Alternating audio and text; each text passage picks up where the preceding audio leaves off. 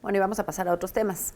El Instituto Politécnico Nacional, la UNAM y la Asociación Civil 2050, el Equilibrio Hidrológico Cuenta, firmaron un convenio de colaboración para elaborar programas y estrategias que ayuden a reducir la sobreexplotación del acuífero del Valle de México y contribuyan al cuidado del agua. Según estimaciones, este acuífero presenta una sobreexplotación de aproximadamente 24 metros cúbicos por segundo, lo que genera hundimientos, rotura de tuberías, pérdida de agua y afectaciones al drenaje, entre otros problemas.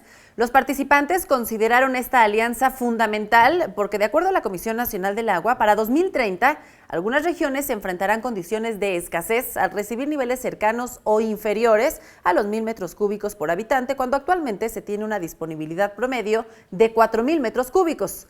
El grupo multidisciplinario busca elaborar un programa estratégico para el manejo del acuífero que sea adoptado por diversas instancias gubernamentales de la capital, Hidalgo y también del Estado de México.